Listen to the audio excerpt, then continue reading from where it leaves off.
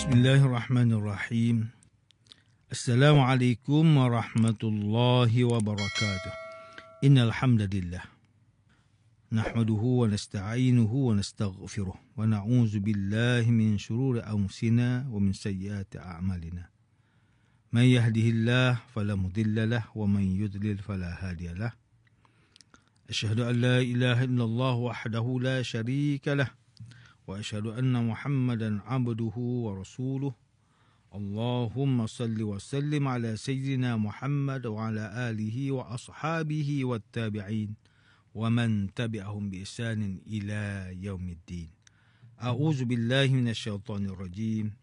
Ya ayyuhalladzina amanu taqullaha haqqa tuqatih wa la tamutunna illa wa antum muslimun.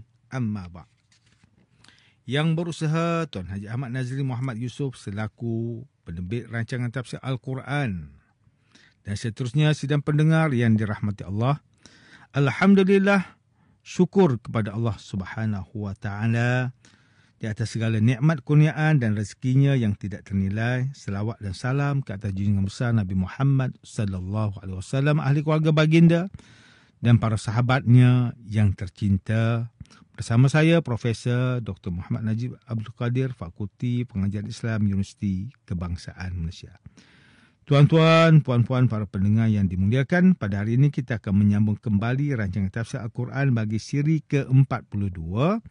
InsyaAllah pada kali ini kita akan membincangkan mengenai pentafsiran ayat ke-55 dan 56 surah Yunus. A'udzubillahi minasyaitonirrajim. Bismillahirrahmanirrahim. Ala inna lillahi ma fis samawati wal ard. Ala inna wa'dallahi haqqun walakinna aktsarahum la ya'lamun. Huwa yuhyi wa yumitu wa ilaihi turja'un. Ingatlah, sesungguhnya segala yang ada di langit dan di bumi adalah kepunyaan Allah. Awaslah, sesungguhnya janji Allah itu adalah benar, tetapi kebanyakan manusia tidak mengetahui. Dan dialah yang menghidupkan dan yang mematikan, dan kepadanya lah kamu akan dikembalikan untuk menerima balasan.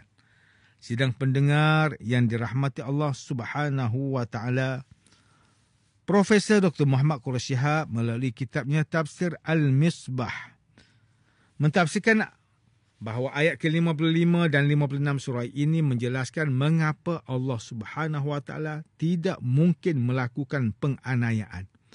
Penganiayaan lahir daripada keperluan atau keinginan memperolehi lebih banyak daripada apa yang telah dimiliki. Keperluan dan keinginan sama sekali tidak memberi apa-apa kesan kepada Allah Subhanahu Wa Taala. Sangat tidak memberi apa-apa kerana Dia itu maha kaya lagi maha kuasa. Kerana itulah ayat ini menegaskan, ingatlah sesungguhnya milik Allah sendiri segala apa yang ada di langit dan di bumi. Jika demikian, tidak mungkin Dia akan melakukan penganiayaan. Dan ingatlah juga sesungguhnya janji Allah itu, iaitu seksaan dan ancamannya, syurga dan nerakanya itu adalah benar dan pasti akan diperuntukkan kepada mereka yang dikehendakinya. Tetapi kebanyakan manusia tidak mengetahui. Betapa janji Allah Subhanahu Wa Taala itu pasti akan terlaksana. Buktinya dapat dilihat kekuasaannya yang menghidupkan makhluk zahir dan batin, jasmani dan rohani, serta mematikan mereka. Dan hanya kepadanya lah semua akan dikembalikan. Setelah kematian, barulah manusia akan menyedari dan mengalami sendiri bahawa kematian dan kebangkitan itu adalah benar. Sidang pendengar yang dirahmati Allah, Profesor Dr. Tengku Muhammad Hasbi As-Siddiqi menulis kitabnya Tafsir An-Nur, mentafsirkan ayat ke-55 dan 56 surah Yunus ini dengan menyatakan bahawa Allah Subhanahu Wa Taala menjelaskan bahawa Dialah pemilik langit dan bumi serta segala isinya. Orang kafir tidak mempunyai sesuatu yang mereka miliki untuk membebaskan diri mereka daripada azab.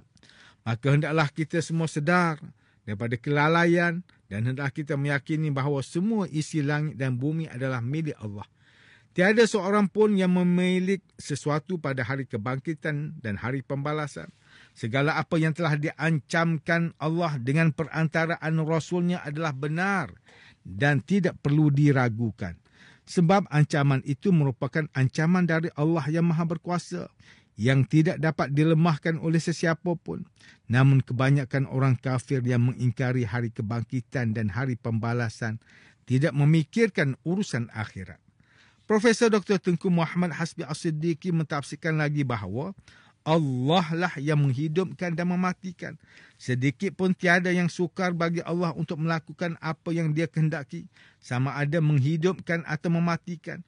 Kemudian kamu semua dikembalikan kepadanya, iaitu ketika kamu dibangkitkan hidup kembali selepas meninggal dan dikumpulkan ke hadapannya untuk dihisap dan menerima pembalasan.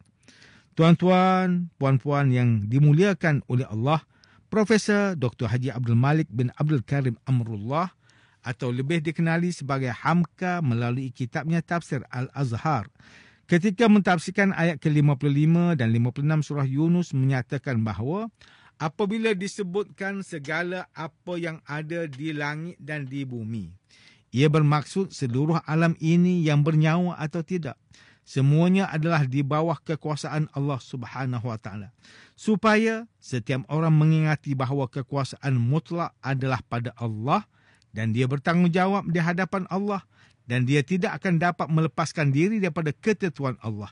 Seseorang itu dia lahir, hidup dan dia akan mati kembali kepada Allah. Ia adalah di bawah kehendak Allah Subhanahu Wa Taala. Kekuasaan Allah meliputi seluruh langit dan bumi serta hidup kita. Ataupun di sebalik itu juga terkait dengan janji Tuhan, hari perhitungan dan pertemuan dengan Allah yang mesti kita tempuh. Hamka seterusnya mentafsirkan bahawa manusia ini lahir ke dunia dan hidup, kemudian akan putus nafas dan mati. Selalu kita lihat dan dengar tentang ini. Dan kita pasti akan menghadapi keadaan itu seperti manusia lain juga turut melalui keadaan itu. Selepas itu kembali kepada Allah, pulang kepadanya untuk menerima perhitungan mahupun ganjaran. Manakala Profesor Dr. Haji Zainal Arifin Zakaria melalui kitabnya Tafsir Inspirasi menjelaskan tafsiran bagi ayat ke-55 dan 56 surah Yunus ini dengan menyatakan bahawa Allah telah menjanjikan dan janji Allah itu benar. Allah adalah pemilik langit dan bumi. Janjinya itu adalah benar dan pasti. Jika manusia belum yakin, sekarang adalah waktunya untuk yakin dan percaya sebelum semuanya terlambat dan sia-sia. Seterusnya, Profesor Dr. Haji Zainal Arifin Zakaria menyatakan bahawa semua akan kembali kepada Allah. Allah Subhanahu Wa Taala telah menghidupkan manusia dan akan mematikannya serta menghidupkan manusia itu kembali untuk diminta bertanggungjawab atas segala perbuatan dan pegangan dirinya di dunia. Sidang pendengar yang dimuliakan, demikianlah tafsir bagi ayat ke-55 dan 56 surah Yunus menurut pentafsiran oleh para ulama. Ayat ke-55 dan 56 surah Yunus ini menjelaskan bahawa Allah Subhanahu Wa Taala telah menjanjikan pembalasan bagi semua manusia di akhirat kelak. Dan janji itu pasti berlaku apabila kita melihat kekuasaan Allah Subhanahu Wa Taala yang tiada tandingannya. Jika kita meneliti alam, melihat segala penciptaannya di langit dan di bumi yang sangat menakjubkan ini, yang tiada siapa pun dapat menciptakannya selain Allah, pasti kita akan meyakini bahawa Allah juga sangat mampu untuk menunaikan janji pembalasan di akhirat. Bahkan Allah Subhanahu Wa Taala mampu menghidupkan manusia, mematikan manusia dan membangkitkan manusia kembali di akhirat kelak. Janji Allah Subhanahu Wa Taala terdapat banyak di dalam Al-Quran, antaranya seperti firman Allah Subhanahu Wa Taala di dalam ayat yang ke-7 dan 8 surah Al-Zalzalah. A'udzu billahi minasyaitonir rajim. فَمَنْ يَعْمَلْ مِثْقَالَ ذَرَّةٍ خَيْرًا يَرَهُ وَمَنْ يَعْمَلْ مِثْقَالَ ذَرَّةٍ شَرًّا يَرَهُ. Maka sesiapa berbuat kebajikan seberat zarah, nescaya akan dilihatnya dalam surat amalnya. Dan sesiapa berbuat kejahatan seberat zarah, nescaya akan dilihatnya dalam surat amalnya. Selain itu, firman Allah Subhanahu wa taala di dalam ayat ke-40 surah An-Nisa, "Innallaha la yazlimu misqala dzarrah wa in taku hasanatan yudha'ifha wa yu'ti min ladunhu ajran 'azima." Sesungguhnya Allah tidak sekali-kali menganiaya seseorang sekalipun seberat zarah, iaitu debu. Dan kalaulah amal yang seberat zarah itu amal kebajikan, nescaya akan menggandakannya dan akan memberi dari sisinya pahala yang amat besar. Jika kita melihat situasi masyarakat kini, seolah-olah janji Allah ini diketepikan dan mereka telah menjadi golongan aktsaruhum la ya'lamun, iaitu kebanyakan manusia tidak mengetahui, seperti mana yang disebutkan di dalam ayat ke-55 surah Yunus. Maksiat dan dosa dilakukan secara terbuka sehingga ia dianggap sesuatu yang normal. Bahkan ada juga yang turut meraihkan keterbukaan dosa itu, seperti meraihkan golongan LGBT untuk mendapatkan hak yang dilaung-laungkan. Sedangkan sudah jelas ia bertentangan dengan fitrah serta sunnatullah. Bahkan di dalam Al-Quran juga telah dinyatakan laknat Allah kepada golongan ini di dalam kisah kaum Nabi Lut AS.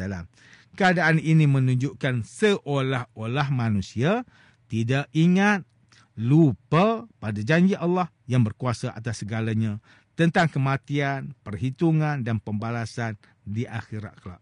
Na'udzubillah min zalik. Sidang pendengar yang dimuliakan, antara pengajaran yang boleh kita ambil daripada tafsir ayat ke-55 dan 56 surah Yunus ini ialah, pertama, sebagai Muslim kita perlu sedar dan yakin bahawa adanya hari pembalasan yang akan menghitung dosa pahala kita.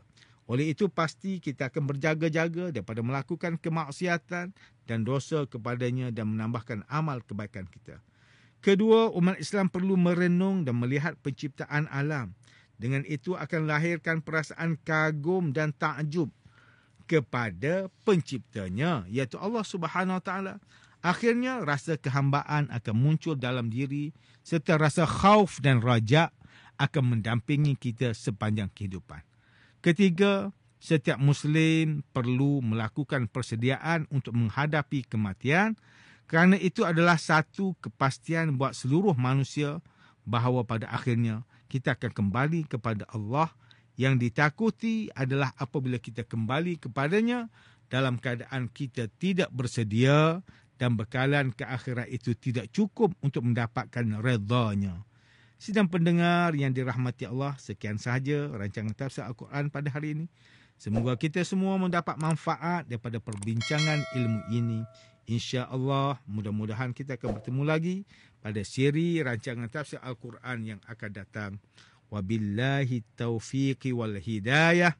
Wassalamualaikum warahmatullahi wabarakatuh.